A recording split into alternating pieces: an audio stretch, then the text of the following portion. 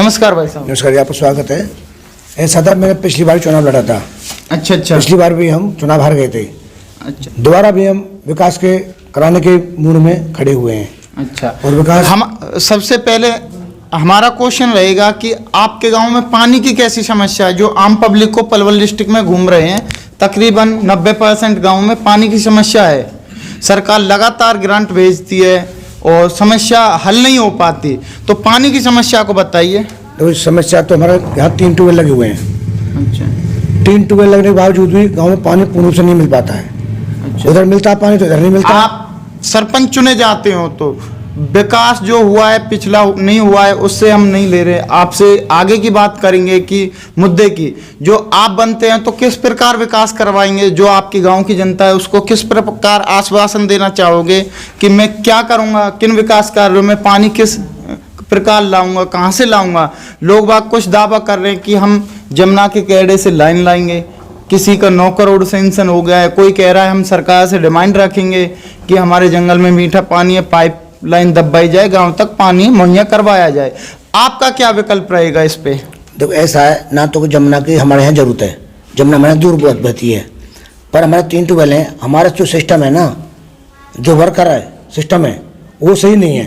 क्योंकि 3 ट्यूबवेल लगने के बाद कहीं पाइपलाइन लीक हो जाती है, जगह जगह अवैध कनेक्शन लगे हुए हैं, वो सारे लीकेज बंद कराएंगे। जब लीकेज बंद हो जाएंगी तो पानी की पूर्ण व्यवस्था हो जाएगी गाँव में। इस तरह से हम अपनी जेब से खर्च करके बिना गवर्नमेंट के भी हमें काम करा सकते हैं। जो पंचायत का कुछ अपनी पर्सनल आय है, जैसे भूमि, कृषि भूमि होती है, मछलियों के लिए तालाब होता है, ऐसा पंचायत की कोई आय है आपकी की? हमारा गांव छोटा गांव है। हाँ। ऐसा ना तो हमारे यहाँ गाँव की कोई ज़्यादा आमदनी नहीं है। जमीन है थोड़ी 10-5 किला है, एकड़ जमीन है, वो पट्टे पे होती है। अच्छा। ना वो तालाब की आमदनी, ना किसी और तरह की आमदनी पंचायत की। अच्छा। बहुत छोटा गाँव है। सरकार के थ्रू ग्रांट पास करवा के काम करवा सकते हो जी। जैसे आपका नाली का हो गया, रोड का हो गया, सबसे पहला क्वेश्चन आता है जैसे महिला सीट है तो महिलाओं को किस नजरिए से देखोगे, उनके साथ स्वास्थ्य को लेके या सुरक्षा को लेके क्या करोगे, या रोजगार को लेके? सरकार अन्य टाइम पे नई नई योजना लाती रहती है, तो उन पे क्या देखोगे, किस नजरिए से विकास करोगे गाँव का? महिला देखो, महिला मातृशक्ति है और मातृशक्ति बराबर भाग ले रही है हर चीज में, तो उनको तो सरकार ने पावर दी, हमें पावर दी है, उनको साथ लेकर विकास करेंगे हम हर चीज का। अच्छा। जैसे आपकी पुत्रवधू है, उनसे भी हम 2 सवाल पूछ लेंगे कि महिलाओं की जैसे पर्सनल जरूर चीज रहती हैं, जैसे कुछ महिला ऐसी हैं गांव में जिनको काम की तलाश रहती है, सरकार योजना चलाती है सिलाई सेंटर, अपना सिलाई कोर्स करो और अपने गाँव में छोटा मोटा सेंटर चलाओ या उससे गुजारा हो सके। और अन्य होती हैं योजनाएं जैसे महिलाओं के लिए, लड़कियों के लिए, पढ़ाई के लिए स्कॉलरशिप, और लड़कियों के लिए क्या योगदान रहेगा और लड़कों के लिए? जैसे खेल कूद में हरियाणा अव्वल नंबर पे है, आपका यूपी के बॉर्डर पे गांव पड़ता है, लास्ट गांव आपका ही शायद पड़ता है। देखो, हमारा गांव यूपी से मतलब भिड़ा हुआ है, सटा हुआ है और ब्रिज क्षेत्र में आता है। यहाँ पर क्या है, जो भी कार्य हैं वो हमने अपने लेवल पे ही घोषणा की है। जो सरकार की योजना है, हमारा जो मैनिफेस्टो बोलते हैं उसको, उसमें इतने सामर्थ्य माने हम जेब से कर सकते हैं। रही बात सरकारी योजनाओं की, वो हमारा फर्ज बनता है पंचायत का और बनना चाहिए। जो सरकारी योजना है उनको हम गांव में अवगत कराएं। जैसे कुछ समस्या आपके घोषणा पत्र में देखी है कि स्कूल नहीं है, स्कूल छोटे लेवल पे प्राइमरी है या 8वीं का हो, आपने 10वीं और 12वीं की लड़कियों के लिए कर रखा है होटल तक ई रिक्शा की व्यवस्था। सरकार से आगे आप मांग भी रख सकते हो जो 12वीं तक या 10वीं तक आपका स्कूल अपग्रेड कर दिया जाए। बिल्डिंग नहीं है तो उसको बिल्डिंग की मरम्मत की जाए, उसका पैसा सेंक्शन किया जाए। आप अपने MLA विधायक से मिलकर पैसा सेंक्शन करवा सकते हो। इस पे क्या रहेगा आपका? ऐसा है, सरकार का ऐसा कोई प्रावधान नहीं है कि ई रिक्शा लड़कों को दे दे, ये अपने हम पॉकेट पर डिपेंड कर रहे हैं। सरकार का ऐसा कोई प्रावधान नहीं है कि 21,000 रुपये कन्यादान के लिए दे दें, ये भी अपने उस पर कर रहे हैं निजी कोष से। कुछ इन्होंने वादे किए हैं निजी कोष से, हमारे वीडियो के माध्यम से आप सभी देखना कि निजी कोष से कुछ क्वेश्चन है इनके। 21,000 किसी गरीब कन्या की शादी में, या ई रिक्शा चलवाना हो, या बच्चों के लिए खेल का मैदान। जैसे खेल का मैदान तो सरकार मुहैया करवा सकती है। जो खेल का मैदान है ये सरकार का अधीन है, इससे हम सरकार से अपील करेंगे, मांग करेंगे तो खेल के मैदान की बहुत जरूरी आवश्यकता है हमारे गाँव में। दूसरी बात जो आपने दूसरी बात बताई थी स्कूल की, ये भी हमारा दिन नहीं है 12वीं तक का, इससे भी हम मांग सरकार से कर सकते हैं कि जितनी गरीब लड़कियाँ हैं हमारी वो सरकारी स्कूल पढ़ती हैं और जो सामर्थ्यवान है वो बच्चे बाहर हो रहे सकते। लगातार हमारे यही क्वेश्चन रहते हैं जो पंचायत राज के अंदर आते हैं, सरपंच से उनको पूछना, जो उनके अंडर नहीं आते वो आगे मांग रख सकते हैं सरपंच का। इसीलिए सरपंच चुनाव होता है कि सरपंच उन समस्याओं को आगे रख सके और गांव की समस्याओं को गिनवा सके कि हमारे गांव में स्कूल चाहिए या हॉस्पिटल चाहिए या आंगनवाड़ी चाहिए। जैसे पशुओं के लिए हॉस्पिटल एक अहम बात है। गांव में पशुपालन पे 90% जनसंख्या निर्भर रहती है। खेती और पशु, जो खेती में पानी की ज़रूरत होती है, जो किसानों को लगातार बिजली की समस्या आती रहती है, पानी की समस्या आती रहती है, और पशुओं के लिए हॉस्पिटल नहीं होता जिसके कारण प्राइवेट डॉक्टर बुलाना पड़ता है, उनका अपना चार्ज होता है। जैसे सरकार की स्कीम है हर गांव में हॉस्पिटल होना चाहिए पशुओं के लिए, उसके लिए क्या कहना चाहोगे? आपके गांव में है या आप मांग करोगे? है तो उसको किस प्रकार संचालित करोगे? तो कई समस्याएं होती हैं जो सरकार के अधीन होती हैं और हमारे प्रयास करने से वो पूर्ण रूप से उसमें आ जाती हैं। जैसे स्कूल, पशुपाल, अस्पताल, शमशान का पुनर्निर्माण, कि शमशान की हालत हमारी ख़राब है।